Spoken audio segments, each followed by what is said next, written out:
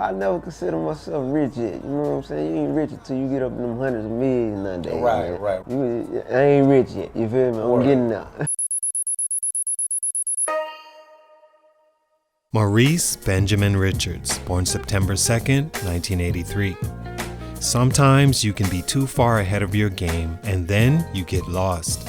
A quote from the infamous Thosum D's rapper that helped me understand that 1, Rich Boy understands a thing or two about life, and 2, that Rich Boy fell off and it's at the point he understands that. It's 2022 now, a long way from 2006 when Rich Boy released one of the more classic songs in hip-hop and southern rap history. A timeless street record that embodied a favorite pastime of southerners, cars. Custom cars that shined and expressed each individual personality through every inch of wheel and candy paint. Today's feature is the story of realizing who you are early, want to be, and how much you're worth as soon as possible to avoid being taken advantage of and left behind. Especially when your gift is truly one of a kind. Rich Boy was blessed with a voice meant for music. The fact he was raised in the South only strengthened that voice and made him that more unique. The fact all Southerners talk like Rich Boy and he could still sound like nothing I've ever heard is testament to that uniqueness. I've always thought it was a prerequisite for being a huge star. Think about if you've ever heard a voice quite similar to your favorite artist that had the same or more success. There's only one Jay-Z, although many have tried. Nas, Big, Lil Wayne, Drake, Eminem, 50 Cent, Cameron, and the list goes on. Rich Boy also has that fortune of dropping a classic hip-hop album on his first try, with his self-titled debut shooting up the charts and peaking at number 3 on Billboard Hot 100 and number 1 in rap. I remember purchasing that album fresh out the store back in 2007 and being pleasantly surprised at it being a lot better than expected. The single, of course, Thosum D's, was a standout, but Boy Looka Here also knocked, Good Things with Carrie Hilson, Hustler Baller Mac I had to go back and listen to, and just the feel of the album felt like levels above where you expected Rich Boy to be, which is just a ringtone rapper who got lucky and hit. Sadly, over time, that's exactly what he became. Here are 3 reasons why. Let's talk about it. It's your boy JC, Stunted Growth Music. Let's get it, man.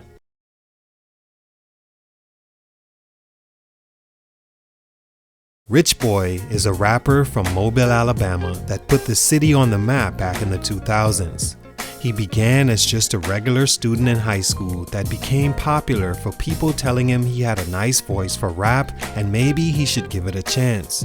He did and began to build a following locally to where a producer unknown at the time, Polo the Don, saw him perform at a local show and knew Rich Boy was the artist he'd been looking for.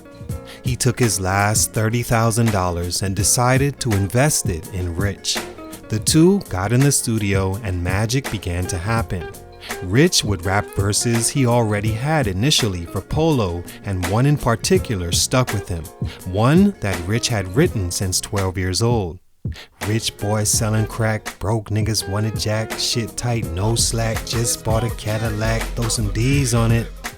That part stood out to Polo, who went back to the drawing board and made the perfect beat to go with it, made Rich rap that part as the hook, and with a little engineering magic, voila, a hit was made. One that went platinum and sold records amounts of ringtones. Stunt number 1, the death of the ringtone.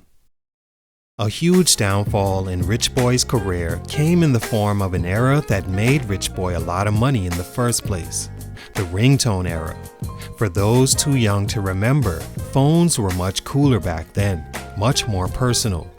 Flip sidekicks that looked like handheld gaming systems, Motorola Razors that said you were classy and stylish, Sprint PCS Vision picture phones, the dope boy Motorola StarTech and 60i, and so much more. Cell phones had just hit its golden era and Rich Boy happened to be right on time. Personalizing your cell phone became a huge representation of your personality and awareness to what was going on in hip-hop, so everyone had one. Fortunate for rappers that made hit songs because you could make tons of money off ringtones, even more than an album in cases like today's feature. Rich Boy signed to Polo's label Zone 4 through Interscope Records, and the two got to work. From 2004 to about 2009-2010, the ringtone era rose and fell. Rich Boy's Throw Some D's released in 2006. It was ringing everywhere, almost like a meme would today. Everyone had their own Throw Some D's on it interpretation. It became one of the biggest selling ringtones of the generation, along with moving just as fast in sales on the charts upon release in August 2006. It became so huge that even Kanye West remixed it, along with an official album version featuring Andre 3000. His album released March 2007 and had success, but the ringtone era was fast closing. The iPhone 1 came out in 2007 and Instagram started in 2010. Facebook and Twitter were already out by 2006, and together they all became popular ways of communication by 2010. No longer were people making phone calls anymore. The cheaper way was to just DM or @ someone. You could now spend hours on your phone just searching the social world, and it became the new thing. Without phones ringing, ringtones became pointless, and a lot of rappers' careers died along with it. This was a big blow for Rich, who didn't exactly sign the best deal with Interscope, so was making most of his money off the sale of ringtones. When that died, his popularity dwindled along with. Stunt number 2, label issues. Rich Boy had so many problems with label issues in hindsight that it's no wonder he wound up being considered a one-hit wonder. With Interscope and Polo's Zone 4, Rich describes his issues as a lack of chemistry and being at a standstill he wanted to break free from. When he signed to Interscope, he didn't quite realize the amount of material they wanted from him, which, when he finally took a look at it, it was a lot more than he had planned. After the release of his debut album, he couldn't release any music to capitalize off the flame he started, and before you knew it, that flame went out. He was at a standstill, he recalls in a Vlad TV interview, with all the big-name acts on the label at the time, including Snoop Dogg, 50 Cent, Eminem, Madonna, and more. No wonder Rich Boy was an afterthought. Another reason was because his album sales were poor for that standard, selling just under 500,000 and not even going gold. The reason for this, I think, was because it took so long after his hit song to be released.